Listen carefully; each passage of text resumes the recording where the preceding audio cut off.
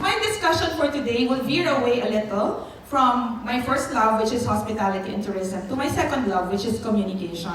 Actually, communication is so much part of our role as teachers, because that's the primary thing that we do. I had my executive checkup a few weeks ago, and the doctor said he saw something on my throat. So he had me do a CT scan, no, not CT scan, yeah, no, CT scan, no, what's that, yung ganun-ganun lang? Ultrasound. Ultrasound and blood test, yung TSH, T13, something, whatever, suspecting thyroid. So, but after the tests proved negative, and she realized, what's your profession? I said, I'm a teacher. Oh, so those are muscles. Oh, those are muscles. So, because that's what we do. We speak a lot, especially here. I think you have so many students. No, I'm overwhelmed with 20 sections of the same subject. My God, 40 sections of the same subject. While in UP, when we get 4 sections of the same subject, we're already overwhelmed by that because that's just too much. Okay, so today I'll be speaking about the effective teacher mastering the art of communication in the digital age. So the coverage would just be the introduction, the goal of communication, then we talk about digital technology, and then I share with you some main points and final words. Okay, what do you see on the screen? A glass of water that is half full. Okay, so some of us will say it's a glass of water half full, but others would say it's half empty. Okay, so communication is all about perspective, where you're coming from. If you're very thirsty, this would look like ang konti naman ng tubig. Uhaw ako. So you could say it's half empty. But if you don't like to drink water and your doctor tells you finish the water, you'd be happy with a half full glass. So that's the premise by which we will operate today. Some people will look at a glass half full and some will look at it half empty. And both are correct, right? They're both correct. So today's discussion will revolve around answering this question. How do we find common ground in this age of technology? Because communication is all about achieving common ground. This is the source. There are 2 circles. This is a Venn diagram. Okay, there's a source and there's a receiver. So the source encodes the message, sends it off to the receiver. Okay, we are most of the time the source as teachers and our students as receivers. Both source and both sender and receiver have different fields of experience. The older we are and the younger our students become, that field of experience decreases, right? So we as communicators, as the primary source of information, should be able to find where that field of experience is. How do you... There's no pointer. No, I couldn't. Oh, it's moving me. Okay, wala. Anyway, so that blue circle is common ground. That's where you achieve the same, that's where your mutual understanding realm is. Okay. So our goal is to make that bigger and find the common ground where we will have an understanding, a mutual source of understanding. Okay. I'd like you to, if you have your smartphones, I have 5 slides. I'd like you to write on your phone what you see. The first thing you see, I'll just give you 5 seconds. You saw the first slide, that's the one, that's already 1 second. Okay, so I'll show you 5 slides and just write what you see, whether it's on your phone or on a pen and paper. 1, 2, 3, 4, 5. Don't talk to your classmate. 1, 2, 3, 4, 5. 1, 2, 3, 4, 5. 1, 2, 3, 4, 5. 1, 2, 3, 4, 5. Okay? Balik tayo sa first slide. What do you see? Oh wait, pair up with someone. Pair up with someone and tell that someone what you see. Okay? Oh, what did you, do you agree with your partner? Okay, what did you see, Ma'am Beth? A man. Okay. Who else saw something else? Liar. Liar is a fake. John Lennon. Liar. Okay. Liar. The ones who saw the man, did you see the liar? Okay. The ones who saw the liar, could you see the man? Okay. It's a liar. It's a liar man. Okay, next slide. I'm sorry. Where is the man facing? Okay. Some will say front. Some will say, but look again, it's also looking sideways. Okay. Content side. Next. I could hear butterfly. Thumbs up. But there are also two men with their thumbs up. Okay. Can you see the other side? That there's a butterfly. Okay. And there's also two men looking at each other with their thumbs up. Sorry. Vase and two men facing each other. And the flower vase, probably, or a chalice. Old man. A horse. Old man.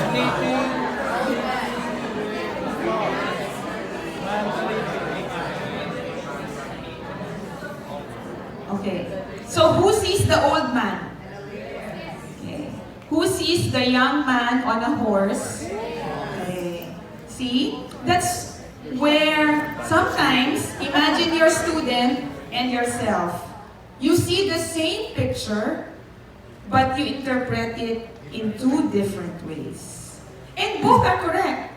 Right? So you have to achieve that level of mutual understanding. If you look at it closely, especially for this one, I couldn't find the man with the horse. I can only see the old man. And it took me a while, nasan yung ano? Okay? Kasi sorry. The hair is actually the river. Diba? So when you communicate with each other, just like Ma'am Beth, I could hear, oo nga. So that's the goal of communication. When you communicate your thoughts, your feelings, the other person understands you better. Okay? Just like the optical illusions I showed you. Sometimes we just see one side, but the receiver of our message sees it otherwise. And sometimes we argue. Okay? I showed this to a group of employees from the United Nations, and they were really fighting. And then after that, I said to the head of country, I now know why you have a communication problem. Because people there were so strong-willed that they wouldn't give up their position. No, it's an old man. No, it's a young man. So they would go to the photo and they would go like this and that. So, okay. So our goal as teachers is we seek to understand. We seek to find common ground. So that's our primary goal. As teachers, as communicators, unlike in the past, when we say something and then they ask us why, we say, basta. Okay? Nowadays, it's no longer possible because information is at the tip of the fingers of our students. And they can refute what we say. And they will say, Google says. Right? So, even doctors in the hospital, when the patients say, But in Google Doc, it says like this and like that. Okay, so, but the goal of communication is to seek our common ground, find the common ground where mutual understanding will occur. Nowadays, unlike in the past, we communicate, find that common ground using face-to-face communication. The cavemen will gather around and talk, gather around the fire and talk. And after that, they started documenting what they experienced by writing on the caves of the wall. Okay. Nowadays, we have not just face-to-face communication. We can do pen and paper. There's what used to be just the telegram and the postal mail. Now we have so many sources of mediated communication. Our students can communicate with us in so many ways. Email, they find us in Facebook, they find us in our Twitter, in our text, in Instagram. They can see our other world. When, unlike before, they don't know what we do outside the classroom, now this information is available to them. Some of my colleagues, they don't want to accept their students as friends in Facebook. But I accept my students as friends in Facebook, mainly to see where they are at, to see how they're doing, and sometimes to catch them. When they're absent and they post something on Facebook, huli, diba? Okay, so those are now the different channels of communication. With so many channels of communication, I wonder why there's so much miscommunication that happens in the world today, right? There's even more miscommunication now than ever before because of the loss of the verbal cues, which we will talk about later. So again, we go back to our question. How do we find common ground in this age of technology? So communication is a key tool to find common ground. But now in the age of technology, it has shaped our communication patterns differently. So let's look at what technology has done. We have to understand what it has done to our lives and its characteristics so we know how to use it to our advantage. First is it's ubiquitous.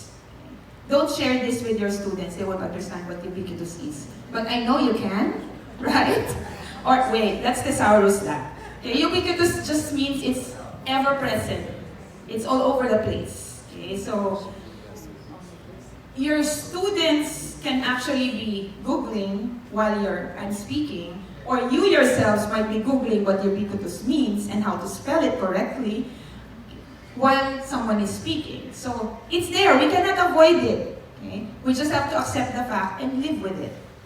Ma'am Beth said there were 3 choices we can do: ignore it, accept it, and change. Okay? Change is the only constant thing in the world. As educators, and if we want to be effective educators, we need to be able to learn how to use technology to our advantage and to be able to use it to challenge our students to become better. Second is it's interactive.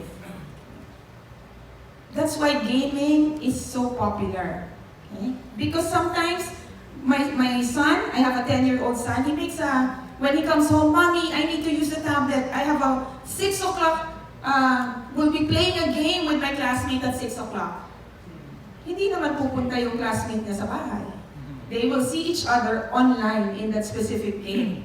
Okay? So, it's so different from what we used to have when we would go out and play games outside.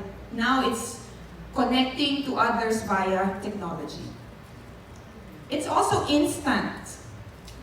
You ask something, it replies. Okay? Now you don't even have to text. There's Siri. Right? You just have to state it. Okay? Some YouTube things have YouTube games or YouTube videos by voice command. So a young boy who doesn't even know how to write can actually access his videos on YouTube via his voice. So it's so instant, and we wonder why our kids are so impatient. Okay? Our students say they're bored. Okay? I'm so allergic to that term, I'm bored. But I always say boredom is the workplace of creativity. If you start becoming bored, you think of so many things that you can do outside that small smartphone. It's also easy access. There's also easy access. We have a wired world. In the airports, in restaurants, in coffee shops, you can see that Wi-Fi sign. In hotels, in school, your students have access to Wi-Fi. In the classroom, they can use it. I sometimes get culture shock. I was on leave for 3 years after my dissertation. When I came back, the students were just standing around when I asked them to report. And then I said, oh, come on, start your report. Mom, it's still downloading. Diba? They're that kind of students who would rely on the internet.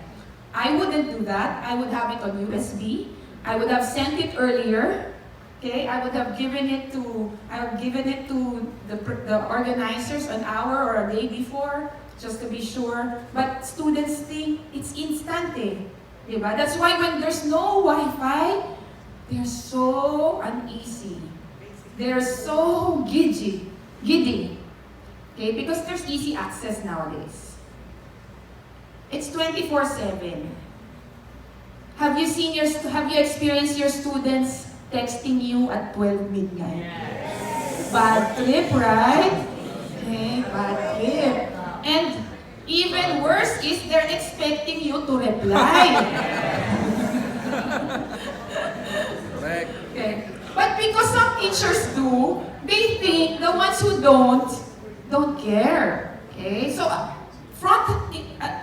front, during the start of my classes, I tell them, you can text me, here's my number, but I will only reply up to 8 p.m. If you send me a text after that, expect it the next day. Otherwise, I will not have work-life balance. Oh, right? One to many. Okay? We can send one text or one email message to many recipients. Unlike before, you write a letter, you have to write 20 letters and send it to 20 people. Now you write one letter, you can send it to 2,000 people. That's the good thing about the internet, and also that's the bad thing about the internet. When you send it out, you can no longer take it back. It's also decentralized. Unlike before, communication comes from a central source. There are gatekeepers. When there's news, okay, the editors would be able to screen what news comes out. Now we have so much to deal with fake news, so much to deal with hashtag walang pasok, and not sure that it's really true or it's fake news. It's decentralized. A lot of things, it's user-generated, so people can just upload any information, any stuff, and other people will believe in them. And lastly, there's lack of verbal cues. Because at the absence of emojis, you know emojis, the smiley, the thumbs up, the heart, and all those emojis, okay, you would have to interpret the text message based on how you are feeling, okay? Not based on how the sender wants to share it with you. Is the sender sending it with a smile? Or the sender sending it with a high-pitched tone? We don't know. We can only wonder how they are relating to us. So the feelings are based on the receiver's point of view. And that's not supposed to be the case, because studies show that 38% of how we understand messages are based on verbal cues. What are verbal cues? How we express it. Do we have facial expressions? Do we have body language? Do we have gestures that go with what we're saying? Okay. Without it, there would be a lot of misunderstanding that can happen. But because there's lack of verbal cues, they say, okay, there's a scientist who measured the effectivity of just written communication. You have to say a lot more to be able to explain what you want to say, compared to saying it less with verbal cues. There's rapid growth of mobile technology. Notice that the orange line, the orange bar is actually the use of mobile technology. So it's growing at a faster pace than just your computer technology, which means that more than you're waking. You have your mobile phone on hand as soon as you wake up. Yeah. Right? And then it's the last thing you see before you sleep. Right? Who has their phone under their pillow? Guilty. Who has their phone by their bedside? Okay, dumadami na. Who has their phone outside the room? Okay, shows the generation. Sorry, Sir Joel. That's good. Okay. But our kids, okay, our students, they would have it under their pillow more often than not. It's under their pillow. So now I'd like to introduce you to your audience. So now you have understood yourself, the kind of premise you have to see, right? You have empty, you have full. Then you understand the gadget, the technology. Now let's understand our audience. Okay? We're no longer dealing with millennials. Okay? Our students are no longer millennials. They're actually Generation Z, the Gen Zs.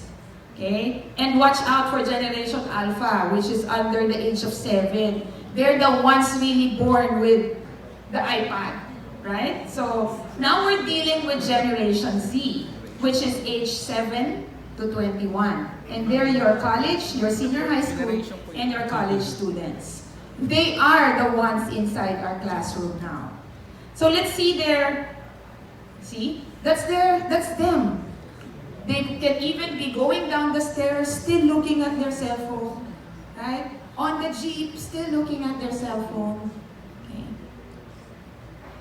When you call them, like my son, when I call him, he's upstairs and I'll say, let's eat. He wouldn't hear me. But if I ring the phone or send a message over Messenger, he'd quickly come down, which means he's on mobile. So who are they?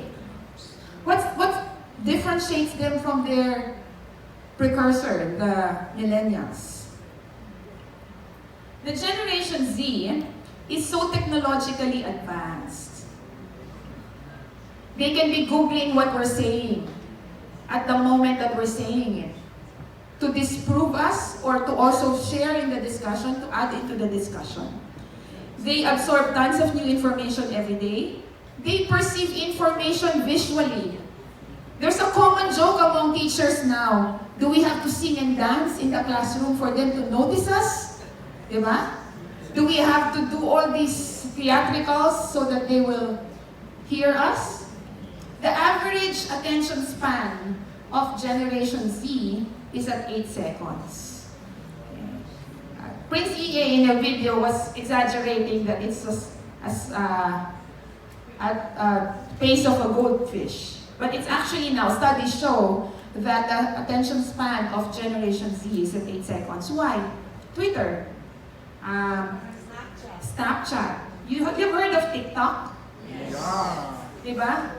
That's even shorter. And they so love themselves. No? They so love looking at themselves, seeing themselves doing that selfie. They're the selfie generation. They do the videos. They blog. Okay? They also are multitaskers. Okay? They would be looking at a Facebook page, and then they're also writing their term paper. They're also researching. Okay? They're watching a movie while talking to a friend. So they're multitaskers. And they also communicate through social media. I send an email to remind them of requirements. Sorry, no response. But I send a Facebook Messenger post to the same group, I'd get responses right away. Because they're there. I used to oppose that idea of being in Messenger just to communicate with them. But because they're there, I don't have any choice. we have to be able to adapt to them. They will not adapt to us, honestly. And our goal is for them to learn. So we have to go to their level. We have to be the ones to go where they are. They won't go to your faculty room anymore, right? But they will message you in Messenger. Okay. We have a newly renovated building, and we have a library where we had two discussion rooms. Meaning, during my generation, we long to have that discussion room where group work can be discussed in those small rooms without bothering anyone inside the library. When I was showing it off to some of the students, they said, "Ma'am, no one will use those rooms." Why? Don't you do your group discussions, your group work in a place? So this one, it's free. You no longer have to go to the coffee shop. Ma'am, no. We have our group meetings in Messenger. Diba? Not anymore face-to-face. Okay. So we have to be able to learn and adapt to where they are. If we want to get through, if we want to really be effective teachers, we will go to where they are. Don't wait. You'll be disappointed. You'll be frustrated. Okay? They will no longer go to you. You will have to go to them. So, I'll leave you with 3 things now before I end my presentation today. Let's listen actively. Listening actively means also responding actively to them, seeking to understand what they're telling us. We also need to be patient. Okay? This photo is so common. Okay? And some of our students have been born with, not yet born. Yeah, maybe. In the 90s, we already have the internet. So they've been born with the internet. So we need to be patient with them, as well as be able to reach out to them, to where they are. And lastly, we need to seek to understand. Otherwise, we'll be failing miserably. I'll give you a scenario. Okay. You gave an assignment due on the end of the semester. A month before the semester ended, you already gave that assignment. So they have 1 month to finish the work. And then 3 days before the deadline, here comes a group of students and asks you, "Ma'am, can we extend the deadline?" How will you deal with it? Will you agree? Who says they will agree? Ay, ang hipit. Wala. Sir will agree? Who says no? Okay. So the 3 chairs here, okay, I will sit on my first thinking chair. In this chair, I will say, if that scenario is posed to me, I can be the teacher who says, "Of course not."